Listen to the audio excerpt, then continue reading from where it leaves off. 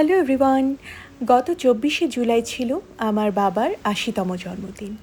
তো আব্বুকে জন্মদিনে কী দিব অনেক চিন্তাভাবনা করে ভাবলাম যে যেটাতে আব্বু সবথেকে বেশি খুশি হবে সেটাই করা যাক। এর মধ্যে ২৩ তারিখে আমি সন্ধ্যাবেলা গিয়েছিলাম একটু আরএফএল বেস্ট বাইয়ে টুকটাক শপিং করতে। তো আমি এই ২টা কিউট বাটি দেখে লোভ সামলাতে না পেরে কিনে নিয়ে চলে এসেছি। এটার দামও খুব কম ছিল, ১৫০ টাকা করে।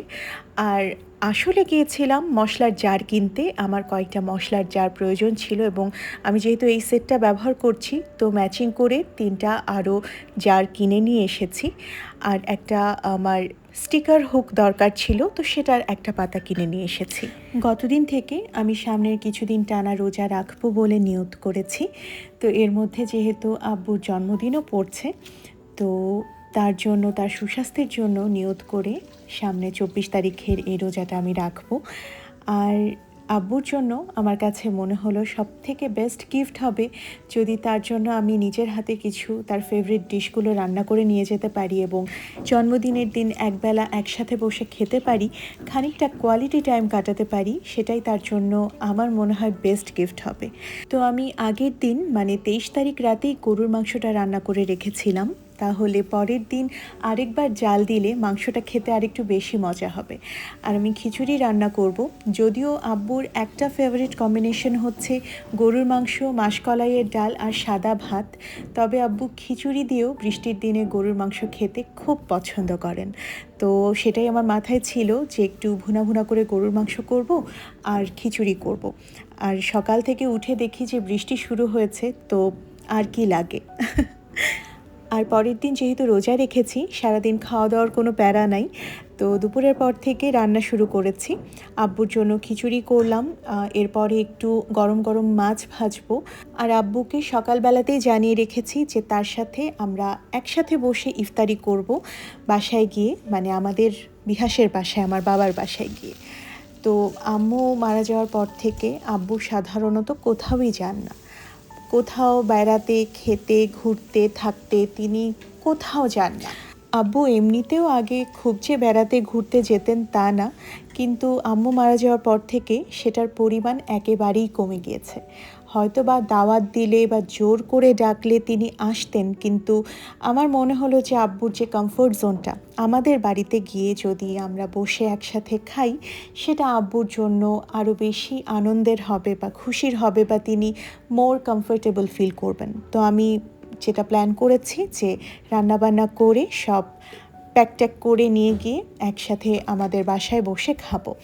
তো আমি এখন সব খাবার দাবার গোছগাছ করে নিচ্ছিলাম। এই যে মাছ ভেজে ফেলেছি, মাছটাও আমি প্যাকেট করে নিচ্ছি। খিচুড়ি, গরুর মাংস সবই একে একে প্যাক করে নিয়ে যাব। আমার কোনো টিফিন ক্যারিয়ার নেই, আমাকে এইভাবে আলাদা বাক্সে প্যাকেট করে নিয়ে যেতে হয় আর কি। আর ভেবে দেখলাম একটা বয়সের পরে আসলে মানুষকে ম্যাটেরিয়ালিস্টিক জিনিসপত্র দিয়ে খুব একটা খুশি করা যায় না। আব্বুকে যদি কিছু কিনে দিতাম বা উপহার হিসেবে দিতাম, সেটা আব্বুকে অতটা খুশি করতো না যতটা আমাদের একসাথে থাকা, একসাথে খাওয়া বা একসাথে বসে গল্প করাটা তাকে করতে পেরেছে। তবে আমি আব্বুকে আরেকটা অফার করেছিলাম। আব্বুর জন্মদিনের দিনই ক্রিস্টোফার নোলানের অডিসির প্রিমিয়ার হচ্ছিল রাজশাহীতে। তো আব্বু যেহেতু সাহিত্যের মানুষ, আমিও সাহিত্যের মানুষ, তো আব্বুকে বলেছিলাম যে তিনি আমাদের সাথে অডিসি দেখতে যেতে চান কিনা, কিন্তু আব্বু এই ঘরের গণ্ডি পার করে সিনেমা হল পর্যন্ত যেতেও মানা করে দিলেন। তো আর কি করা, আমরাই চলে এসেছি বাসায় আব্বুর সাথে একসাথে বসে ইফতারি করতে। আর বাসার অবস্থা তো আমাদের কম বেশি আপনারা সবাই জানেন। আম্মু যেহেতু নেই, কোনো কিছুই জায়গা মতো ঠিকঠাক নেই, তো বাটি ঘটি আর বের করার ঝামেলা করিনি। এই জিনিসটা আমি আব্বুকে অনেক বছর আগে জন্মদিনেই উপহার দিয়েছিলাম। আমার লেখা একটা কবিতা আব্বুকে নিয়ে সেটা প্রিন্ট করে আব্বুকে গিফট করেছিলাম। তো সেটা অনেক বছর আগের ঘটনা। যাই হোক, তো আমি বাসা থেকে যে বাটিটাটিগুলো নিয়ে এসেছি সেটাতেই আর কি রেখে দিয়েছি খাবার, নতুন করে আর বাটি ঘটি বের করার ঝামেলা করিনি। আর এদিকে ইফতারির টাইমও হয়ে আসছিল, তো হাতে খুব বেশি সময় আসলে ছিল না। আর আব্বুকে কারা যেন অনেকগুলো আপেল আর মালটা কিনে দিয়ে গেছেন, তো আব্বু আমার জন্য সেখান থেকে একটা আপেল একটা মালটা বের করে দিলেন। আমি ফল কাটাকুটিতে একদমই জঘন্য, এক্সপার্টের যদি বিপরীত কিছু থাকে আমি নুবো না, আমি কাটতেই পারি না কোনো ফলমূল। তো আমার বেগতিক অবস্থা দেখে আমার হাত থেকে চাকু ছিনিয়ে নিয়ে আমার বর আর কি আপেল কাটতে লেগে গিয়েছেন। কারণ আমার আপেল কাটা দেখে উনারই কান্না পেয়ে যাচ্ছিল। উনি বললেন যে, থাক অনিমা, আমাকে দাও, আমি কাটি, তুমি অন্য দিক দেখো। তো এদিকে আমাদের টেবিল সেট করা হয়ে গিয়েছে। একদম সাধারণ আয়োজন, আহামরি তেমন কিছুই না। আর এই যে আমি একখানা সিদ্ধ ডিম নিয়ে এসেছি রোজা ভাঙবো বলে।